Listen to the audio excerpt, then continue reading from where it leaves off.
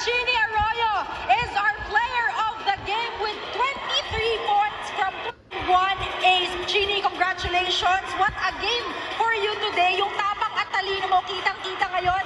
Gaano ka ka-proud sa pinakita ng team ni today? Kinapitan nyo hanggang dulo. Super proud! Lalo na sa teammates ko!